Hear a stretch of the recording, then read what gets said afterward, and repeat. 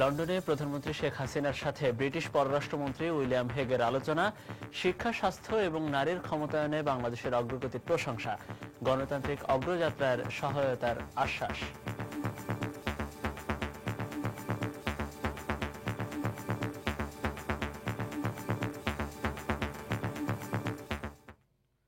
প্রবাসের সময়ে সঙ্গে আছি আমি মনিরুল ইসলাম। আমার চুলের জন্য নো অ্যামোনিয়া, নো পেরক্সাইড, শুধু ন্যাচারাল ভাসমল। এবারে অন্যান্য শীর্ষ সংবাদ।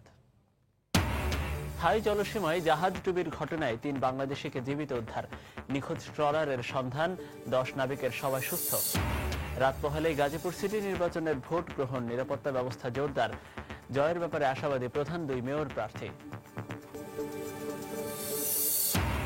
ভোটের আগের দিন 18 দল সমর্থিত প্রার্থীর সংবাদ সম্মেলন, আচরণবিধির লঙ্ঘন বললেন রিটার্নিং কর্মকর্তা। এবং নির্বাচন কমিশনের বিরুদ্ধে 14 দল সমর্থিত প্রার্থীর পক্ষে কাজ করার অভিযোগ বিএনপির, নির্বাচনকে বিতর্কিত করার চেষ্টা চলছে মন্তব্য আওয়ামী লীগের।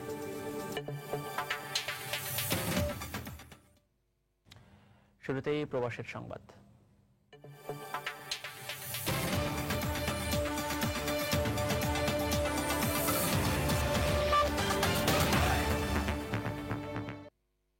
বাংলাদেশের অর্থনৈতিক ও সামাজিক খাতে বর্তমান মহাজোট সরকারের উন্নয়ন প্রচেষ্টার প্রশংসা করেছে ব্রিটেন। ব্রিটেন সফররত প্রধানমন্ত্রী শেখ হাসিনার সাথে বৃহস্পতিবার দেখা করতে এসে ব্রিটিশ পররাষ্ট্রমন্ত্রী উইলিয়াম হেগ সরকারের উন্নয়নের প্রশংসা করেন। এ সময় বাংলাদেশের জাতীয় নির্বাচন, সংলাপ, পোশাক শিল্প সহ বিভিন্ন বিষয়ে আলোচনা করেন তারা। লন্ডন প্রতিনিধি শোয়েব কবিরের পাঠানো তথ্য ছবি নিয়ে ডেস্ক রিপোর্ট। বাংলাদেশের আর্থসামাজিক উন্নয়ন, বিশেষ করে শিক্ষা, স্বাস্থ্য এবং নারীর ক্ষমতায়নে বাংলাদেশ যে অগ্রগতি অর্জন করেছে তা উন্নয়নশীল দেশগুলির প্রেক্ষাপট বিবেচনায় অসাধারণ বলে উল্লেখ করেন ব্রিটিশ পররাষ্ট্রমন্ত্রী উইলিয়াম হেগ। একই সঙ্গে জলবায়ু পরিবর্তন ইস্যুতে প্রধানমন্ত্রী শেখ হাসিনার নেতৃত্বেরও প্রশংসা করেন তিনি। বৃহস্পতিবার লন্ডনে বাংলাদেশের প্রধানমন্ত্রী শেখ হাসিনার সঙ্গে 45 মিনিটের বৈঠকে ব্রিটিশ পররাষ্ট্রমন্ত্রী বাংলাদেশের আগামী সাধারণ নির্বাচনের বিষয়ে জানতে চাইলে প্রধানমন্ত্রী জানান, রাজনীতিকে জাতীয় সংসদ কেন্দ্রিক করতে সম্ভাব্য সব চেষ্টাই করছে তার সরকার। এই সময় ব্রিটিশ পররাষ্ট্রমন্ত্রী বাংলাদেশের গণতান্ত্রিক অগ্রযাত্রায় ব্রিটেনের সহায়তা অব্যাহত থাকবে বলে আশ্বাস দেন। আলোচনায় বাংলাদেশের উন্নয়ন সহযোগী হিসেবে ব্রিটেন তাদের সহযোগিতা অব্যাহত রাখবে বলে আশা প্রকাশ করেন প্রধানমন্ত্রী। সময় সংবাদ, লন্ডন। থাইল্যান্ডের জলসীমায় ডুবে যাওয়া বাংলাদেশি জাহাজ এমভি হোপের 2 নাবিকের লাশ উদ্ধার ও আরও 3 নাবিককে জীবিত উদ্ধার করেছে থাই নৌবাহিনী। এছাড়া 2 দিন ধরে নিখোঁজ থাকা ফিশিং বোট পাইলিনের খোঁজও পাওয়া গেছে বলে দাবি করেছেন ট্রলারটির মালিক। নিখোঁজ জাহাজ এমভি হোপের মুখপাত্র ক্যাপ্টেন মহিউদ্দিন আব্দুল কাদের জানিয়েছেন, 15 ঘন্টা বন্ধ থাকার পর শুক্রবার সকাল থেকে থাই রয়্যাল নেভির জাহাজ ও হেলিকপ্টার দিয়ে উদ্ধার অভিযান শুরু করে। উদ্ধার কাজ চলাকালীন ঘটনাস্থল থেকে প্রায় 70 কিলোমিটার দূর থেকে দুপুরে নাবিক মুশফিকুর রহমানকে উদ্ধার করা হয়। পরে সন্ধ্যায় সেকেন্ড অফিসার মোবারক হোসেন মিঠু এবং নাবিক রায়েক ফাইরোজকে উদ্ধার করে ফুকেটের একটি হাসপাতালে ভর্তি করা হয়েছে। তবে যে 2টি লাশ উদ্ধার করা হয়েছে তাদের পরিচয় নিশ্চিত করতে পারেনি থাই নেভি। অপরদিকে ফিশিং বোট পাইলিনের মালিক খন্দকার হেদায়েত হোসেন জানান, শুক্রবার বিকেলে তিনি বোটের ক্যাপ্টেন কৃপায়ন চাকমার সাথে যোগাযোগ করতে সক্ষম হয়। ক্যাপ্টেন তাকে জানায় পাইলিনের সবাই সুস্থ আছেন এবং আগামী 5 দিনের মধ্যে ফিশিং বোটটি চট্টগ্রাম বন্দরে আসবে বলে নিশ্চিত করেছেন তিনি।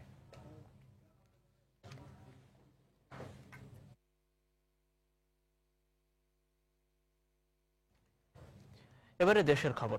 গাজীপুরে সিটি কর্পোরেশন নির্বাচনের সব প্রস্তুতি শেষ, কেন্দ্রে কেন্দ্রে পৌঁছেছে নির্বাচনী সামগ্রী।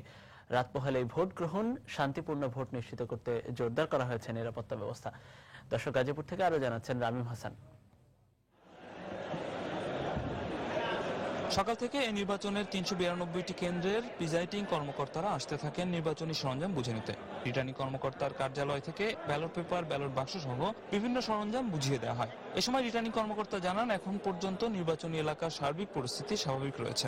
এখান থেকে মালামাল দেওয়া শেষ, আর যতক্ষণ সময় লাগবে কেন্দ্রে প্রস্তুত, তারা ইতিমধ্যে কেন্দ্রে পৌঁছে যাবেন আশা করতেছি। এবং আপনি যেটা বলেন, হ্যাঁ, যেহেতু অনেক ভোটার, অনেকগুলো কেন্দ্র, এটা গণনার ক্ষেত্রে একটু অতিরিক্ত সময় লাগবেই। চলে আসবে কেন্দ্র থেকে, কিন্তু আমাদের যেটা গণনার যে প্রসেসটা একটু সময় নেবে, এটা আপনারা বুঝতেছেন। এটা যদি 100-150 হতো তাহলে কম সময় নিত, যেহেতু 400 কাছাকাছি 392টি সময় লাগবে। এদিকে এলাকার আইন শৃঙ্খলা পরিস্থিতি স্বাভাবিক রাখতে গাজীপুরের বাইরে থেকেও আনা হয়েছে বিভিন্ন বাহিনীর সদস্যদেরকে। কেন্দ্রে আমাদের পুলিশের পাশাপাশি আনসার সদস্য, মহিলা আনসার সদস্য, পিসি এপিসি ব্যাটালিয়ন আনসার সমন্বয়ে প্রায় 27 জনের একটা টিম কেন্দ্রে গিয়ে তারা কেন্দ্রের অবস্থান নির্ণয় করে সেখানে রাত্রি যাপন করবেন। আগামীকাল সকাল 8টা থেকে যথারীতি ভোট গ্রহণ প্রক্রিয়া শুরু হবে। শনিবার ভোট গ্রহণকে কেন্দ্র করে নির্বাচনী বাধ্যবাধকতার জন্য আর কোনো প্রচারণা না থাকলেও পুরো এলাকায় রয়েছে নির্বাচনী আমেজ। রামিম হাসান, সময় সংবাদ, গাজীপুর। এদিকে ভোটের আগের দিন শুক্রবার কর্মী সমর্থকদের সাথে সময় কাটাতে দেখা গেছে প্রধান দুই মেয়র প্রার্থীর। জুমার নামাজ আদায়ের পর 14 দল সমর্থিত প্রার্থী আজমতুল্লাহ খান সময় সংবাদকে বলেছেন এই নির্বাচনে এলাকার জনগণ তার সাথে আছেন এবং থাকবেন। অন্যদিকে 18 দল সমর্থিত প্রার্থী এম এ মান্নান সংবাদ সম্মেলন করে আবারও প্রতিপক্ষের বিরুদ্ধে কালো টাকা ছড়ানোর অভিযোগ তুলেছেন। রিপোর্ট তানিন মেহেদির। গাজীপুর সিটি কর্পোরেশন নির্বাচনে ভোটের আগের দিন প্রধান দুই প্রতিদ্বন্দ্বী মেয়র প্রার্থী জয়ের ব্যাপারে আশাবাদ ব্যক্ত করেন। নির্বাচনে 14 দল সমর্থিত মেয়র প্রার্থী অ্যাডভোকেট আজমতুল্লাহ খান শুক্রবার টঙ্গী পৌরসভা মসজিদে নামাজ আদায়ের পর সময় সংবাদের সাথে কথা বলেন। এর মধ্যে আমাদের কর্মসূচিগুলি পিপল অ্যাকসেপ্ট করেছে এবং তারা খুব কর্ডিয়ালি অ্যাকসেপ্ট করেছে, সুতরাং জয়ের ব্যাপারে ইনশাল্লাহ আমি আশাবাদী। অন্যদিকে 18 দল সমর্থিত মেয়র প্রার্থী অধ্যাপক এম এ মান্নান জুমার নামাজ আদায় করেন টঙ্গী বড় মসজিদে। শুক্রবার বিকেলে টঙ্গী বিএনপি কার্যালয়ে এক সংবাদ সম্মেলনের আয়োজন করেন 18 দল সমর্থিত মেয়র প্রার্থী। গত কয়েকদিন যাবৎ তারা কালো টাকা ছড়াচ্ছে, বিপুল পরিমাণে কালো টাকা তারা মাঠে ছেড়ে দিয়েছে এবং তারা তাদের লোকজন দিয়ে সেই কালো টাকা বিভিন্ন বস্তি যারা গরিব মানুষ তাদের মাঝে তারা বিলাচ্ছে। শনিবার সকাল 8টা থেকে বিকেল 4টা পর্যন্ত প্রথম নগরপিতা নির্বাচনের জন্য ভোট প্রদান করবে গাজীপুর সিটি কর্পোরেশনের 10,26,964 জন ভোটার। তানিন মেহেদি, সময় সংবাদ, গাজীপুর। এদিকে নির্বাচনের কয়েক ঘন্টা আগে 18 দলীয় জোট সমর্থিত মেয়র প্রার্থী এম এ মান্নানের সংবাদ সম্মেলনকে নির্বাচনী আচরণবিধির লঙ্ঘন বলে উল্লেখ করেছেন রিটার্নিং কর্মকর্তা। গতকাল বিকেলে গাজীপুরে তার কার্যালয়ের সাংবাদিকদের সঙ্গে তিনি কথা বলেন। নির্বাচন প্রক্রিয়া ফলাফলগুলো 3-4টি প্রক্রিয়ার মধ্যে সম্পন্ন হয়। এটা বুঝতে হবে যে প্রথমেই কেন্দ্রে গণনা করা হয়, যেমন উনি একটা কথা বলেছেন মেয়রটা প্রথমে গণনা করতে হবে। এটা একটা ডিরেকশন নির্বাচনী প্রিজাইডিং অফিসারকে, যিনি এই কাজটি করেন আইন বিধি মেনেই করেন, তাকে এই ধরনের ডিরেকশন দেওয়াটা বিধিসম্মত নয়। কিন্তু উনি আগের যে ওনাকে আমি যে একটা চিঠি দিয়ে নোটিশ দিয়ে জানিয়েছি যে এখানে সারাদিন থাকবেন, আপনি সবসময় পর্যবেক্ষণ করবেন, সেটি কথা উনি বলতেছেন না। উনি যেটা বলছেন সেটি সঠিক নয়। আমার প্রিজাইডিং অফিসার কি করবেন না করবেন সেটি কারো ডিরেকশন দেওয়ার অধিকার রাখে না কেউ। এটা সঠিক নয়, বিধিসম্মতও নয়। পূর্ণভাবে নির্বাচনী আচরণবিধির লঙ্ঘন হয়ে গেছে। এদিকে নির্বাচন কমিশন গাজীপুরে আওয়ামী লীগ সমর্থিত প্রার্থীর পক্ষে কাজ করছে বলে অভিযোগ করেছে বিএনপি। গতকাল সকালে জাতীয় প্রেস ক্লাবে এক অনুষ্ঠানে বক্তব্য রাখেন দলের স্থায়ী কমিটির সদস্য ব্যারিস্টার মওদুদ আহমদ।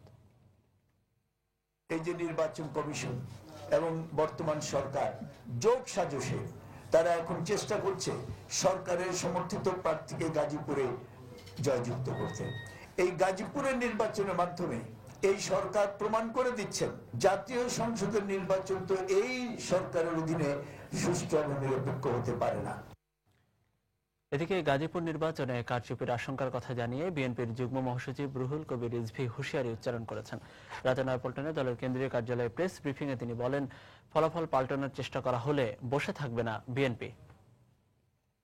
শাসক দলের খাস লোকরাই সেখানে সুযোগ পান, তাদেরকেই ঢাকা, গাজীপুর, নারায়ণগঞ্জে নিয়ে আসা হয়। তাদেরকে যদি ওইখানে দায়িত্ব দেওয়া হয় তাহলে কতটুকু নিরপেক্ষ নির্বাচন হবে? বাংলাদেশ জাতীয়তাবাদী দলের নেতৃত্ব 18 দলীয় জোট যদি কোনো অনিয়ম